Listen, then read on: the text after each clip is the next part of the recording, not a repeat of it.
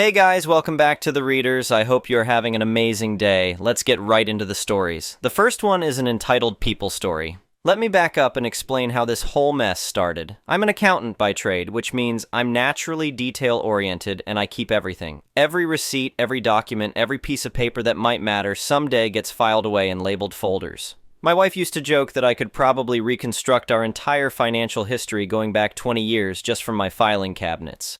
Little did either of us know that this obsessive record-keeping would eventually save us both a lot of money and a massive headache. 15 years ago, my wife and I bought our dream house. It's nothing fancy, just a modest 3-bedroom ranch built back in the 1970s. The place had good bones, a big backyard, and most importantly, it was within our budget. What made the property special wasn't the house itself, but its history.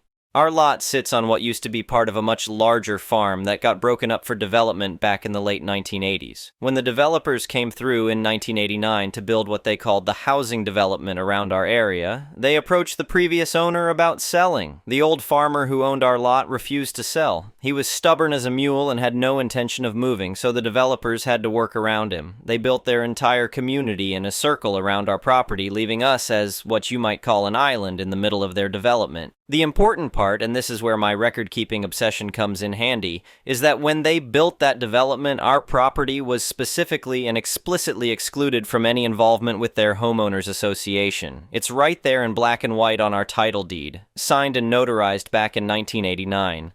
The language is crystal clear and states that our lot is exempt from any and all covenants, restrictions, and fees related to the surrounding development. For 15 years, this arrangement worked perfectly. We minded our own business, kept our property neat and tidy, and never had any issues with the HOA that governed all the houses around us. Sure, we'd hear stories from neighbors who lived in the development about the board's petty tyranny. They'd get fined for having the wrong color mailbox, or for letting their grass grow a quarter-inch too tall, or for putting up a welcome mat that wasn't on the approved list. We'd listen politely to these complaints and feel grateful that we didn't have to deal with any of that nonsense. The HOA board members would change over the years, as these things do, but they all seemed to understand that we weren't part of their jurisdiction.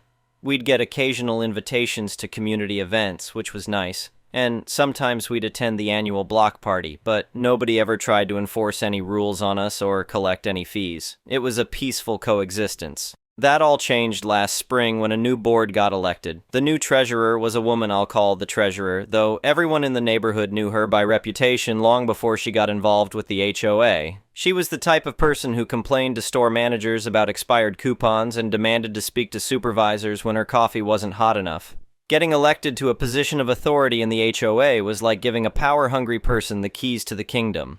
The first sign of trouble came on a Tuesday morning in early April. I was getting ready for work when my wife called me to the front door. She was standing there holding a piece of paper with a confused look on her face. The letter was printed on bright red paper, which should have been my first clue that this wasn't going to be a pleasant interaction. The header read, "Final Notice of Delinquent Account" in bold, aggressive letters.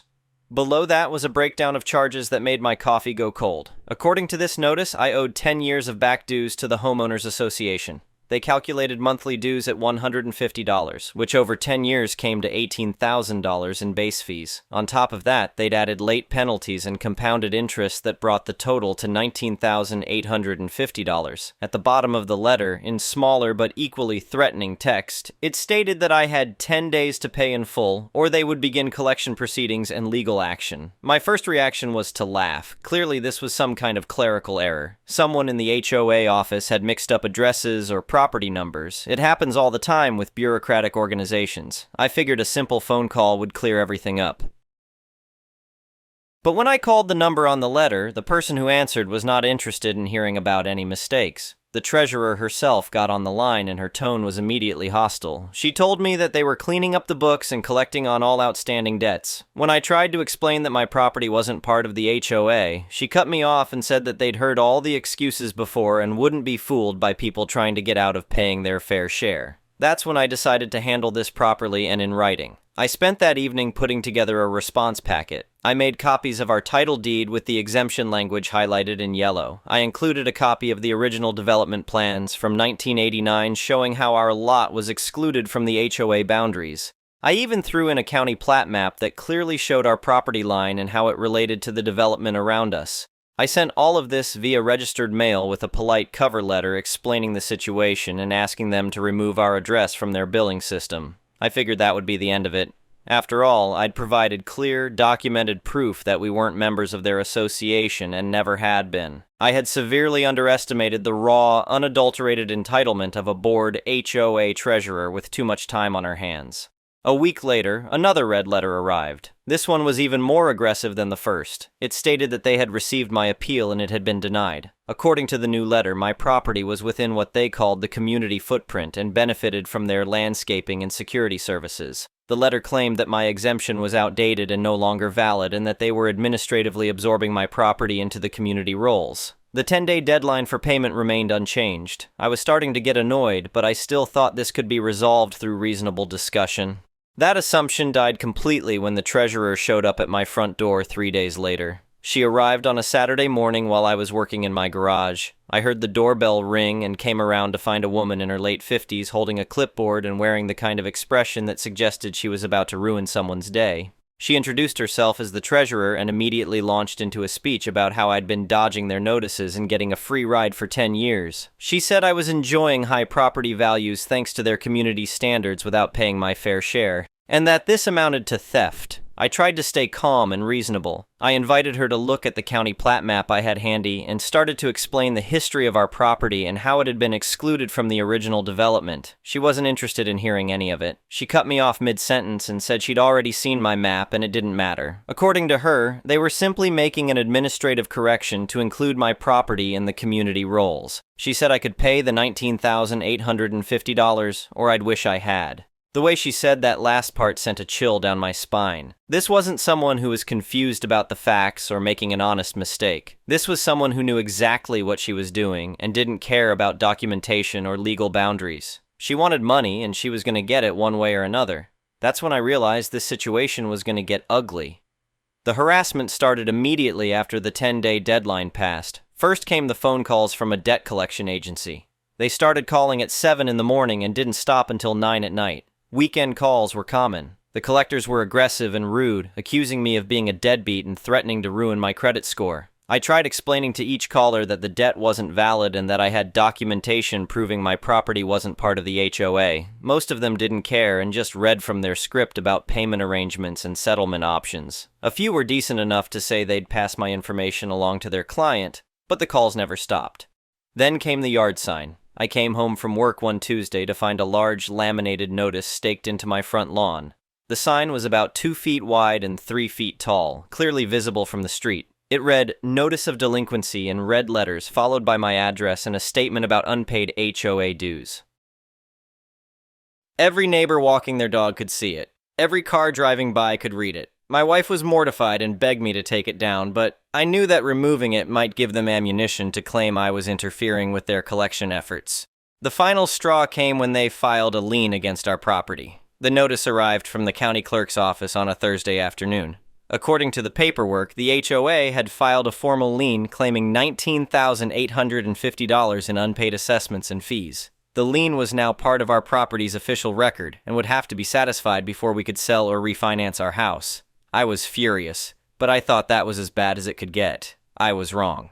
The following Monday morning, I got called into my boss's office. My supervisor looked uncomfortable and kept fidgeting with papers on his desk. Finally, he asked me if everything was all right at home and whether I was having financial difficulties. That's when he told me about the phone call. Apparently, the treasurer had somehow found out where I worked and had called my boss directly. She'd told him that I had a nearly $20,000 delinquent debt and that it spoke to severe financial irresponsibility and poor character. She'd actually asked my boss if the company made a habit of employing deadbeats. My blood ran cold. They didn't just want my money. They wanted to destroy my reputation and ruin my life. At that moment, I realized they had just made the biggest mistake of their lives. I went home that night and told my wife what had happened. She was as angry as I was, but she was also worried about what this might do to my career. I assured her that my boss wasn't going to fire me over some crazy person's phone call, but I also knew that we couldn't let this continue. That weekend, I put together what I started calling my Go Box. I spent 2 full days organizing every piece of relevant documentation I had. The centerpiece was our original title deed from 1989 with the exemption language, but I didn't stop there. I included 15 years of county property tax records showing that we'd been paying taxes directly to the county, not to any HOA. I printed out photos of the yard sign they'd put up and created a timeline of every contact we'd had with them. Most importantly, I kept a detailed log of all the debt collection calls, including times, dates, and summaries of what was said. I also asked my boss to write a statement about the treasurer's phone call, which he was happy to do since he was annoyed about being dragged into the middle of someone else's dispute. By Sunday evening, I had a thick binder full of documentation that told a clear story of harassment and abuse of authority. Monday morning, I started calling lawyers. I didn't want just any attorney. I wanted someone who specialized in real estate law and had experience dealing with HOA disputes. After several phone calls and consultations, I found exactly what I was looking for in a lawyer who had built his practice around suing homeowners associations. When I walked into his office with my binder of documentation, I could see his eyes light up as I told him the story. He kept interrupting me to ask for clarification on specific details, and by the time I was done explaining the situation, he was practically rubbing his hands together.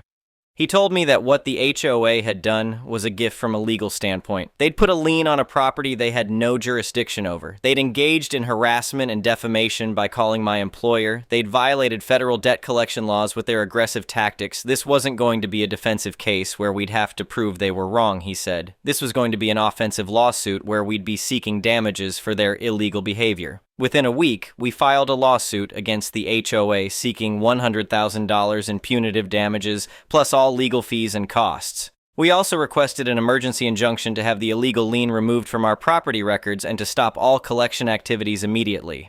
The lawsuit was just the beginning of the most satisfying few months of my life. The discovery phase of litigation was particularly enjoyable to watch. My lawyer buried the HOA in requests for documents, emails, meeting minutes, and financial records going back 10 years. Since they'd opened this can of worms by claiming authority over my property, he was going to examine every aspect of how they conducted their business. What we found was even better than I'd hoped for. The deposition of the treasurer was the highlight of the entire case. My lawyer had prepared for days, and watching him work was like seeing a master craftsman at his trade. He started with simple questions about her role and responsibilities, then gradually worked his way up to the more damaging material. When he asked her whether she'd reviewed the original development plans before sending me the first bill, she admitted she'd only glanced at them. When he showed her the large exempt stamp over our lot number, she claimed it looked like a clerical error. When he asked whether she knew that HOAs can't administratively absorb properties that aren't legally part of their association, she got defensive and said she was just trying to collect what was owed. The best part came when he asked her about the phone call to my employer. She tried to claim it was just a routine credit check, but when he pressed her on why she'd used words like deadbeat and questioned my character, she got flustered and started contradicting herself. By the end of her deposition, it was clear that she'd acted maliciously and with full knowledge that what she was doing was wrong. But the real bombshell came when the judge ordered a full audit of the HOA's finances. Given the questionable tactics they'd used against me, the judge wanted to make sure there weren't other problems with how they managed their money. What the auditors found was shocking even to my lawyer, who'd seen plenty of HOA corruption over the years. The association was nearly bankrupt. The treasurer had been massaging the numbers for months, trying to cover up a massive budget shortfall that stemmed from a combination of poor financial management and what looked suspiciously like embezzlement. She'd been targeting properties like mine as quick fixes to balance the books, hoping to collect large lump sums that would buy her time to hide her mistakes. The audit revealed that she'd sent similar bogus bills to several other properties in the area, though none of them had been harassed to the extent that I was. Most had simply ignored the letters, figuring correctly that they were scams. When the audit report was presented in court, the treasurer's own lawyer advised her to plead the Fifth Amendment rather than answer questions about the missing money. The entire HOA board was now potentially implicated in what looked like fraud and conspiracy. The treasurer resigned her position that same day, right there in the courtroom. At that point, the HOA's insurance company took one look at the mountain of evidence against them and decided to settle immediately rather than risk a jury trial. They'd seen the documentation proving that my property was exempt from their authority. They'd seen the evidence of harassment and defamation. They'd seen the audit report showing financial mismanagement. They wanted this to go away as quickly and quietly as possible. The settlement was everything I'd hoped for and more. I was awarded $30,000 in damages for the harassment and defamation, plus all of my legal fees paid in full. The court also issued a permanent injunction barring the HOA from ever contacting me again for any reason. The illegal lien was removed from our property records and expunged from all credit reports. But the best part was what happened to the HOA itself. The insurance settlement, combined with the costs of the audit and their own legal fees, left the association with a massive debt that had to be paid somehow. Since they couldn't collect from me, they had to levy a special assessment on all of their actual members to cover the costs. Every homeowner in the development got hit with a bill for over $500 to pay for their treasurer's crusade against me. The entire board was voted out in disgrace at the next annual meeting. Several homeowners filed complaints with the state attorney general's office about the financial mismanagement. The treasurer herself disappeared from the neighborhood shortly after resigning, and nobody seemed to know where she'd gone. As for me, I had $30,000 in settlement money and some decisions to make about how to spend it. That brings me to my favorite part of this whole story. It took a few months for the settlement check to clear and for all the legal paperwork to be finalized. During that time, my wife and I talked about what we wanted to do with our unexpected windfall. We could have put it in savings or invested it or used it for a vacation. Instead, I decided to invest the money back into our property in the most visible way possible. We hired a contractor to build a beautiful new swimming pool in our backyard. It's not huge, but it's perfect for our lot and its position so that it's clearly visible from several of the houses in the development around us. The pool itself cost most of the settlement money, but I saved some budget for one final touch that makes the whole project complete.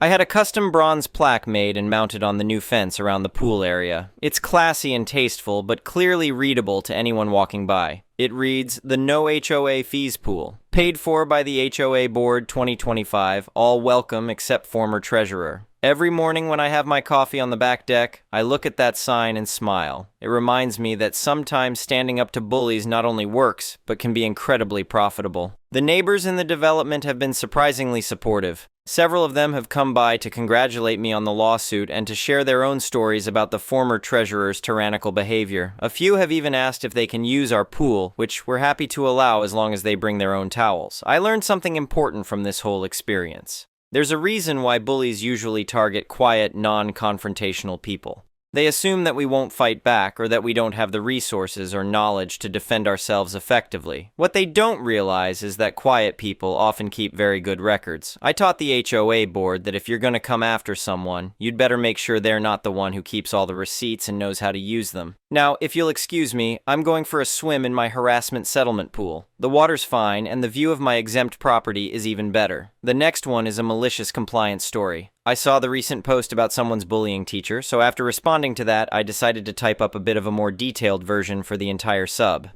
So to start out with, I'm going to tell you a little about my disabilities. I have Tourette syndrome and ADHD. It makes learning a bit hard, but I was homeschooled by a professional teacher growing up, so I got the accommodations I needed, no issue. One thing I struggle with is writing by hand. I do not know why, but it literally hurts. My mom used to say that the pencil was my biggest enemy in learning. My hand will cramp up hardcore if I start writing, and I end up with larger and larger writing as I go. As far as I know, I'm holding the pencil correctly, so I really don't know why. I also have a tendency of concentrating so hard on the act of writing I miss literally everything that wasn't on the projector. In fact, I might miss entire slides as well because of my slow, painful writing. So because of these reasons, taking notes is a bit of a challenge. That's what accommodations are for, though, right? So my learning accommodations for college were 1.5 private testing. They actually always gave me double time, God bless them. The ability to record lectures, and a note taker. So in college, I never had any issues. I was able to concentrate on the lesson because I'm more of a visual learner, but also I got notes to study. It was great. Until I hit American history. The teacher was this smug God's gift to teaching type of guy. To be fair, he was born for it. He had the exact same name as a certain Confederate general, and he was an amazing lecturer. He assigned me his TA as a note taker and would take the notes and copy them for me after class. After a couple weeks, though, he noticed I wasn't attempting to take notes. He got upset. He claimed that the only possible way to learn was to take down notes, and if I didn't, he'd refuse me any future notes. I was gobsmacked. I tried to explain that my learning style was different and that I needed to listen to him and pay attention to the board because otherwise I could miss a slide, or things that weren't on the board. I was an A student on the dean's list every semester, so that should have been enough, but nope, it wasn't. So I told him I'd make a compromise. I never needed to record any other classes, but I'd bring in a tape recorder. He was happy with that and continued to give me the notes. This is where the malicious compliance starts. I did bring in that tape recorder, but I never once listened to it. I'd let it run and the tape would fill up in about 3/4 of a class and I wouldn't turn it over. The following week, I'd turn the micro cassette over and record 3/4 of the next lecture. Then I'd take the tape, flip it over, and record over week 1's partial lecture. It was enough to get him off my back. I really should have reported him. Refusing to give me notes could have gotten him in serious trouble due to violating my ADA rights, but I was a stupid kid. I told my disabilities counselor, but never escalated it because I came up with my simple, malicious compliance. I ended up overall enjoying the class. Like I said, he was a great lecturer, just a crappy person for being ableist. The next one is an entitled people story. I've spoke a lot about my sister here, but my bad aunt is pretty entitled too. Since I have 2 aunts, I tend to refer about them as the good aunt and bad aunt. As for my bad aunt, she's been married and divorced 3 times, has lost multiple houses, and is one of the few people to ever make my grandpa genuinely angry. When my mother was growing up, she was the middle child. Her elder sister was the favorite, and her younger sister was the baby. My grandparents, sadly, until recent years, were somehow blind to their favoritism, and about a week ago, my mother let them have it, so they can't deny it anymore. My bad aunt is very much like a predecessor to my sister, guilty of many of the same things, but her life is not one I'm very well versed in because my mother worked to shield me from her bad sister all my life. But some things still slipped through the cracks. For instance, during the 2000 New Year's party to welcome the new millennium, my bad aunt decided to show up at my parents' new house with a bunch of people that were not invited. My mother caught these people trying to go through her stuff and had a huge fight with her bad sister before kicking her out. And my bad aunt, I think, yelled something about my mother not deserving the house and she hopes she loses it. It was all downhill from there. Much like my sister, my aunt is guilty of infidelity and sleeping with teenage boys. She had a 16-year-old, I think, named Tim, crashing with her in the 90s. That guy was way too proud of the fact he could karate chop a board in half. My bad aunt's first husband was actually a good guy, or so I'm told. I barely remember the man. Can't even remember his name. All I can remember is flannel shirts and a mustache. My bad aunt's second husband was 8 years her junior. And frankly, the guy was and still is somewhat obsessed with her.